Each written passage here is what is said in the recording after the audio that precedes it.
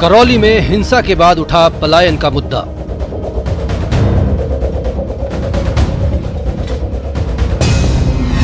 करौली में पलायन की खबरों पर गरमाई सियासत।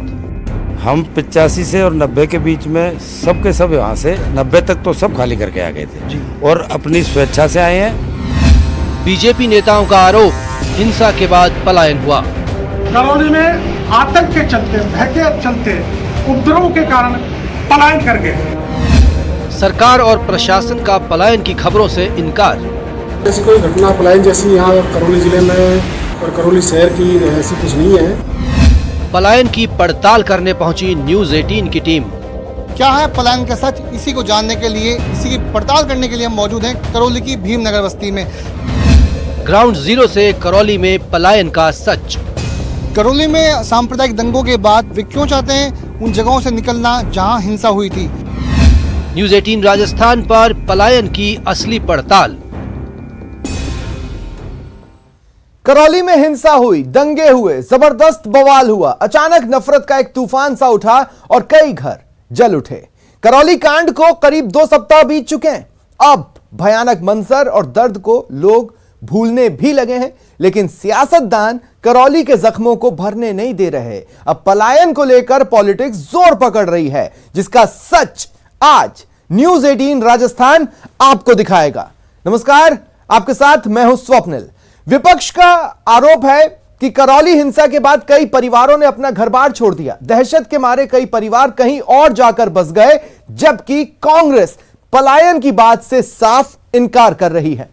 इस सियासत के बीच बड़ा सवाल यह है कि क्या सचमुच में करौली कांड के बाद पलायन हुआ या महज इस पर पॉलिटिक्स हो रही है। आज ग्राउंड जीरो से न्यूज़ 18 पलायन की पूरी पड़ताल करेगा, आपको सच से रूबरू कराएगा, पलायन वाली पॉलिटिक्स से पर्दा उठाएगा और पीड़ितों का दर्द सुनाएगा। तो चलिए देखते हैं स्पेशल रिपोर्ट पलायन की पड़ताल।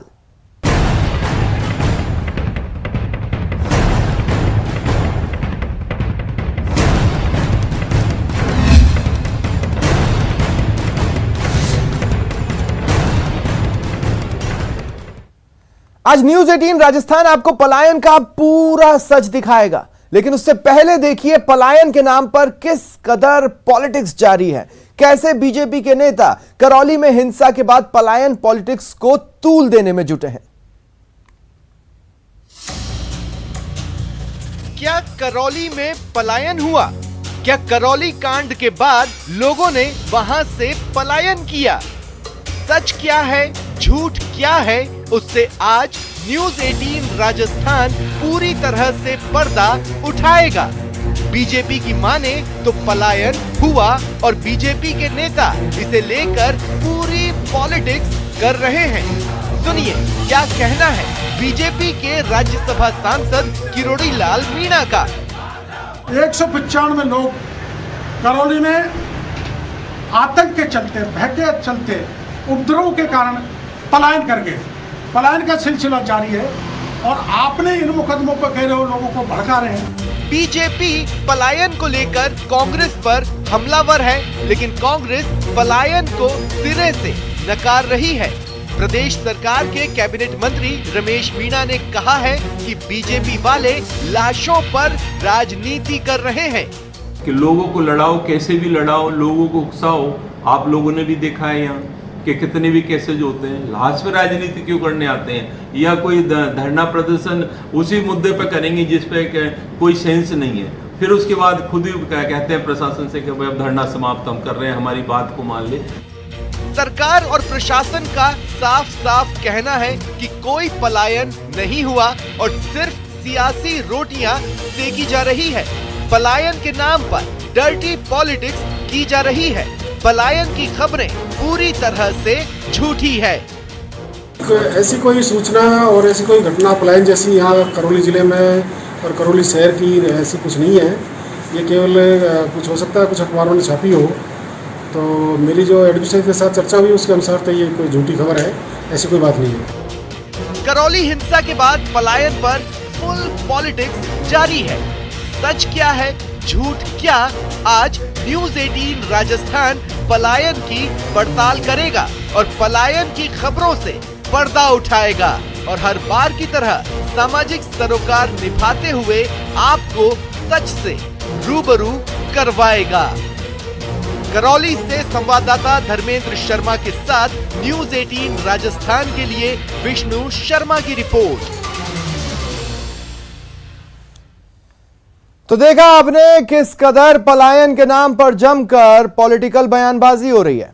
अब सबसे बड़ा सवाल यह है कि क्या करौली हिंसा के बाद सचमुच पलायन हुआ? क्या हिंसा के शिकार लोगों को अपना घर बार छोड़कर जाना पड़ा? इसका जवाब जानने के लिए न्यूज़ 18 राजस्थान की टीम ग्राउंड जीरो पर पहुंची और पलायन की पूरी पड़ताल की। आप भी देखिए पलायन पॉलिटिक्स का क्या है पूरा सच। करौली में 2 अप्रैल को हुई सांप्रदायिक हिंसा के बाद कांग्रेस और भाजपा आमने सामने हैं। एक तरफ कांग्रेस का आरोप है कि भाजपा चुनावी की माहौल को देखते हुए वोटों का तुष्टीकरण कर रही है, वहीं भाजपा का आरोप है कि कांग्रेस पूरी तरह से तुष्टीकरण को अपना रही है। और इन सब के बीच जब जो सियासत गरमाई है वह है पलायन को लेकर। क्या है पलायन का सच, इसी को जानने के लिए, इसी की पड़ताल करने के लिए हम मौजूद हैं करौली की भीमनगर बस्ती में।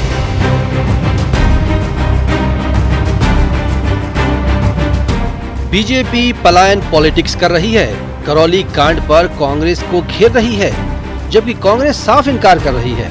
लेकिन सच क्या है और क्या है झूठ, इसकी पड़ताल न्यूज़ 18 राजस्थान की टीम करने करौली पहुंची।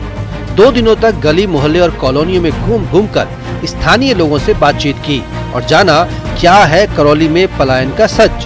बातचीत में लोगों ने जो बताया वो बेहद चौंकाने वाला था। आप भी सुनिए क्या कहा भीमनगर कॉलोनी में रहने वाले लोगों ने। ये भीमनगर है और मैं आपको बता दूं ये जो बस्ती है कुछ समय पहले ही यहाँ बसाई गई है और हम यहाँ जो मौजूद लोग हैं उनसे बातचीत करेंगे, उनसे जानेंगे कि क्या है पलायन का सच। हम भीमनगर में रहने वाले लोग करीब सभी डोलीखार से आए हुए हैं। कितने साल पहले आप आए थे? हम 85 से और 90 के बीच में सब यहाँ से 90 तक तो सब खाली करके आ गए थे जी। और अपनी स्वेच्छा से आए हैं, किसी के दबाव में नहीं आए, ना किसी ने हमको भगाया। किरोड़ी लाल मीणा जी ने एक आरोप लगाया कि 195 लोगों की सूची जारी की और कहा कि ये सभी लोग पलायन कर चुके हैं। आप उसके बारे में क्या कहेंगे? नहीं, हम ये जबरदस्ती उनका वो है, अफवाह उड़ाया। ये दलितों के ऊपर जबरदस्ती का इल्ज़ाम लगाया जा रहा है कि ये पलायन किया है। हम कोई पलायन नहीं किया है। कि हमारे पास रहने के लिए कमी थी, जैसे 1 कमरे थे, 2 कमरे थे और बच्चे हो गए 4-5, तो उनके लिए रहने के लिए तो जगह चाहिए। दूसरी बात, जो सुख सुविधाएँ होती हैं मकान के अंदर वो नहीं थी। हमें लैट्रिन करने के लिए, नहाने धोने के लिए और नदी में जाना पड़ता था। इसलिए हम लोग यहाँ पे आए हैं भीमनगर में। हमें किसी ने प्रताड़ित नहीं किया है। ये सारी निराधार बातें हैं। इन चीज़ों को चुनावी मुद्दा बनाना चाहते हैं लोग। ये जो भी पार्टी है वो ये ऐसे बयान दे रही हैं। जो बीजेपी के जो आरोप है पलायन को लेकर के वो सच है गलत है? बिल्कुल निराधार है, बिल्कुल 0% बिल्कुल निराधार है। इनमें कोई तथ्य नहीं है। ये इस्तेमाल करना चाहते हैं एससी के लोगों को। जो मतलब होता है इनको तो ये हिंदू बना लेते हैं। मतलब के लिए तो हिंदू बना लेते हो, वैसे इनको हमें ये अछूत मानते हैं, हिंदू मानते ही नहीं है। और ऐसी कोई नहीं है, ये सब इनकी अफवाह है कि दलित परिवार वहाँ से प्लान करके गए। हम अपनी खुशी से और अपनी मर्जी से आए, हम पे किसी का कोई दबाव नहीं था। एक बात ये कही जा रही है कि हिंसा जो हुई है उसको लेके पलायन हुआ है, कुछ लोगों की वजह से यहाँ पलायन हुआ, उसको लेके आपका क्या कहना है? सर, हिंसा ये हुई है 2 अप्रैल को और हमने पलायन किया 35 साल पहले।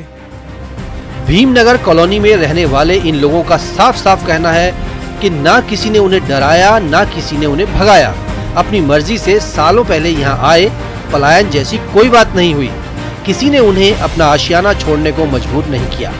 यहाँ रहने वाली महिलाएं तो यहाँ तक कहती हैं कि यहाँ आने से पहले अपनी पुरानी कॉलोनी में सब भाई बहन की तरह मिलजुल कर रहते थे। आसपास के लोगों की वजह से तो ऐसे छोड़ना पड़ा आपको जगह? नहीं, बिन्ने तो हमसे खचू नहीं खाई, बहन भैया यहाँ खूब रहते। तो देखिए अभी और हमारे साथ महिलाएं मौजूद हैं यहाँ पे, स्थानीय महिलाएं, उनसे भी हम बात करेंगे और जानेंगे इस पूरे पलायन का सच। माता जी, पलायन की बात आ रही है, पार्टियां आरोप लगा रही है कि ढोलीखार मोहल्ले से पलायन हुआ है, लोग डर करके छोड़ कर अपना घर छोड़ करके भागे। नहीं सर, हम छोड़ कर नहीं भागे। हम तो वैसे अपने आप से, हमारा 3 भाई और 2 कमरा, हम सोबे को बैठ को सकराई, तो हम तो या बजे आ गए। कितने साल पहले आप उस मोहल्ले से यहाँ पर आए थे? जब संगई आए हम तो, अब साल फाल में जानू नहीं, ये सब आए जब हम आ गए। किसी तरह का कोई डर था जिसकी वजह से आपको बस्ती को छोड़ना पड़ा होगा? किसी को डर नहीं है हमारे काज है। तो न्यूज़ 18 की अब तक की पड़ताल में पलायन का सच झूठा निकला। पलायन के सवाल पर भीमनगर कॉलोनी के लोगों ने सिर्फ और सिर्फ इसे पॉलिटिक्स बताया और झूठी सियासत से यहाँ के लोगों का दूर दूर तक कोई वास्ता नहीं। अभी तक जो हमारी पड़ताल में सामने आए लोगों का कहना है कि वे स्वेच्छा से यहाँ पर आए हैं। वर्षों पुराने लोग हैं जो कि ढोलीखार मोहल्ले के रहने वाले थे। गलियाँ सकड़ी थी, मकान छोटे थे और परेशानी काफ़ी ज़्यादा थी, परिवार बड़े थे। शायद इसीलिए उनको यहाँ पे उस बस्ती को छोड़ करके यहाँ आना पड़ा और ये जो भीमनगर है उसको यहाँ बसाया गया। कैमरा पर्सन दिलीप के साथ विष्णु शर्मा, न्यूज़ 18 राजस्थान, करौली। तो देखा आपने, जिस पलायन की आड़ में जमकर पॉलिटिक्स की जा रही है वो पलायन तो कभी हुआ ही नहीं। न्यूज़ 18 राजस्थान की पड़ताल में अब तक जो सामने आया उससे साफ जाहिर है कि करौली हिंसा के बाद पलायन जैसा कुछ नहीं हुआ। लेकिन आगे जो न्यूज़ 18 पर पीड़ितों ने अपना दर्द बयां किया वो बेहद डराने वाला है। करौली में 2 अप्रैल को हुई हिंसा के बाद ढोलीखार मोहल्ले में कई दुकानों को जला दिया गया।